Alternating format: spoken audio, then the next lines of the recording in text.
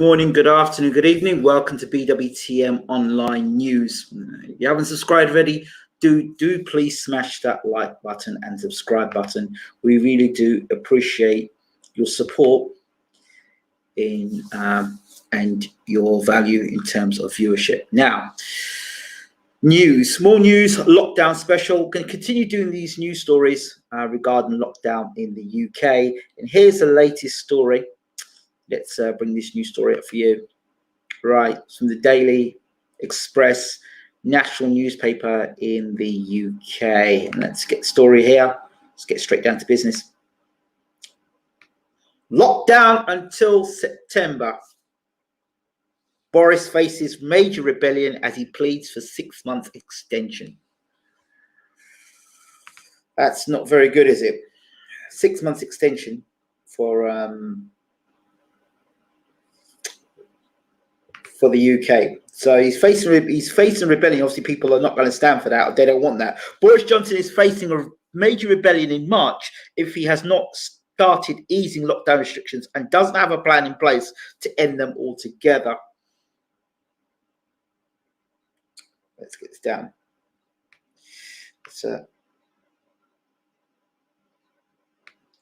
The Prime Minister will be asking MPs to agree to a 6-month renewal of the government's so-called Henry the whatever it is emergency powers to able to impose restrictions at will to tackle the pandemic.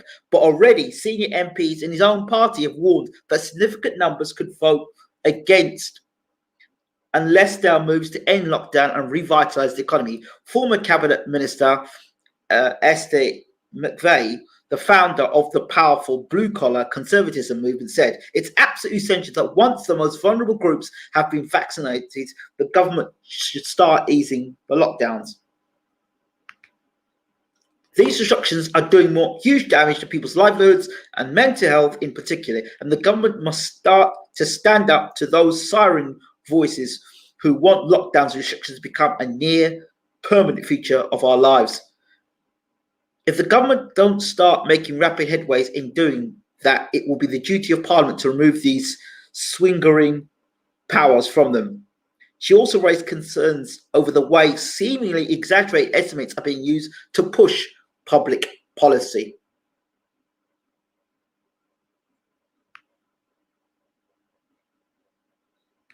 Previously, there had been question marks over Professor Neil Ferguson's claims that 500,000 would die of COVID, which initiated the first lockdown, and then claims by Professor Chris Whitty and Sir Patrick Vallance in the late autumn of 5,000 infections a day, which preceded the second lockdown. Ms. McVeigh argued that the concerns are highlighted in a written answer on prisoner deaths. At the start of the pandemic, the government was pushed to have a mass early release of prisoners because thousands would be killed by coronavirus. Ministers eventually resisted the calls, and a written answer has revealed that just 47 have died of the disease. Ms. McVeigh said, there is no better example of scaremongering to drive government policy they wanted to see for the so-called experts than the predictions of prisoner deaths. I appreciate these estimates aren't at exact science, but the difference between a prediction of 27,000 to reality of 47 is embarrassing, to say the least, and shows why the government must not hand over total policy control to the scientists, which are clearly not infallible with their predictions. There's Esther McVeigh right there. Earlier this week, the COVID Recovery Group chairman Mark Harper led the way with the demand that ministers must come forward now with a plan of lifting restrictions. He highlighted the damage being done to children with schools closed, as well as the economy and the risk of other non-COVID unnecessary deaths being increased by lockdown. There are concerns that a vocal minority of scientists are trying to keep lockdown and restrictions in place for the rest of the year, and MPs have privately voiced concerns that leaks by some scientists of reports on the possible but unproven effects of new mutations have been timed to try to squash opposition to lockdowns. Sir Desmond Sway, one of the Parliament's foremost critics of the lockdown, accused the Parliament of mission creep and called for a public debate about when restrictions should be eased. The Conservative MP is alarmed by Boris Johnson's leadership on the issue and by the influence of champions of lockdowns on his decisions. He said, "It seems to me that Boris has been completely taken over. He's completely given over to these people, and as a consequence, there's a complete lack of sense of urgency on the need to lift restrictions." Sir Desmond is gravely concerned by speculation the hospitality industry could be shuttered in June. So, see if there's any more news of that.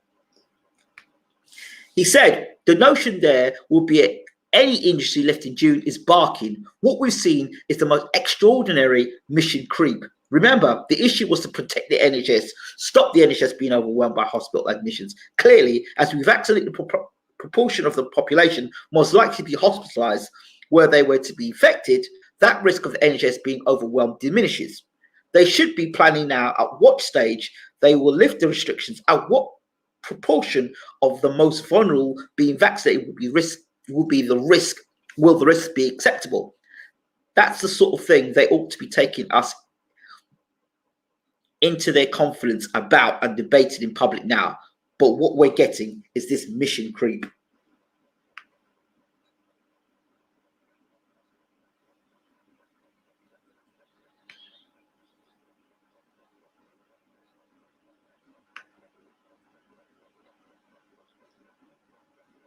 So that's it. That's the information there on what is going on. There is more information. I had another article on the lockdown. I'm going to go and Google that now for you to see. I think it was on Mint, actually. Yes, here it is, right here. Check this one out. This one, let me see if I can get the share screen up on it. Make sure it's showing. Yeah, this is Mint. Check this article out. This one's just as bad. So, UK extends COVID lockdown until July the 17th. That's 2 days after my birthday. Will quarantine visitors for 10 days. So this article came out this morning. Britain's COVID-19 vaccination push gathered pace on Saturday, with 5.9 million people now having had a first dose. Prime Minister Boris Johnson warned on Friday that the new variant of COVID-19 may be associated with a high level of mortality.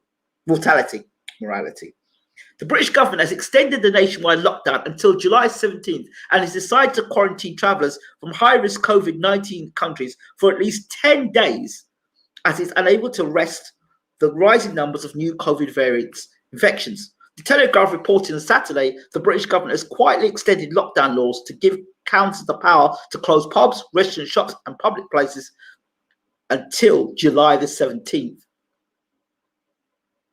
Meanwhile, the Daily Mail said that Prime Minister Johnson will force travellers from high-risk COVID countries to quarantine in hotels for 10 days in a decision taken on Monday.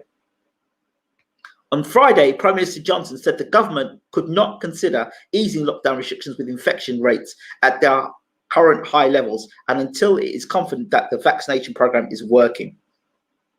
He also warned on Friday that the new variant, UK variant of the COVID-19 may be associated with a high level of mortality,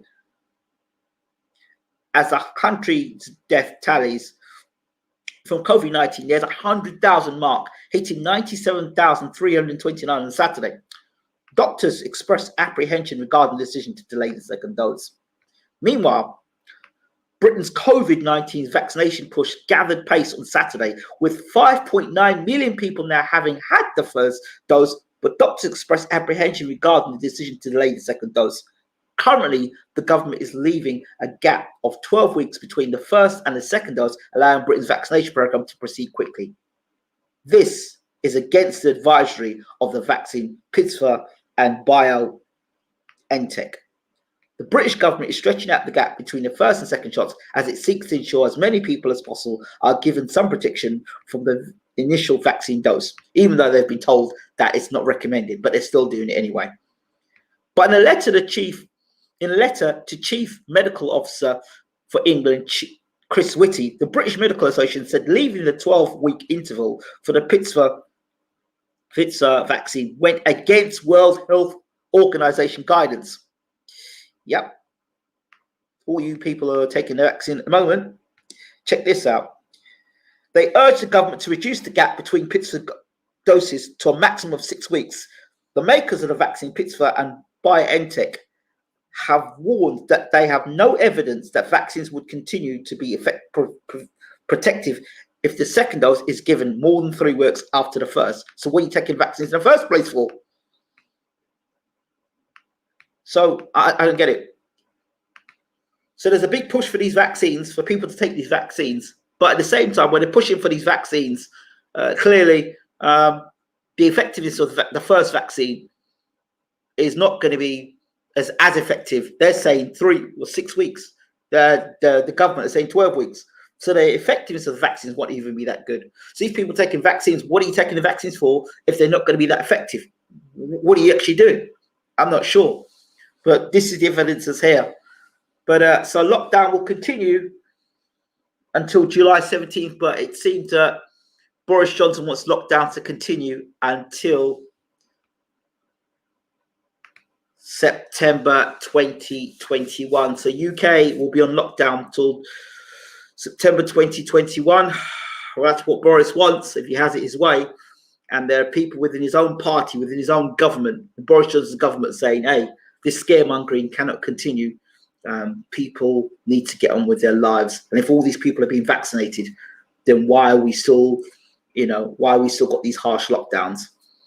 So that's it from BWTM online. I hope you've found this a news story of interest and worth. As always, please do hit the subscribe button. And if you're watching this on Facebook, please hit the like button as well. And here's a little announcement before we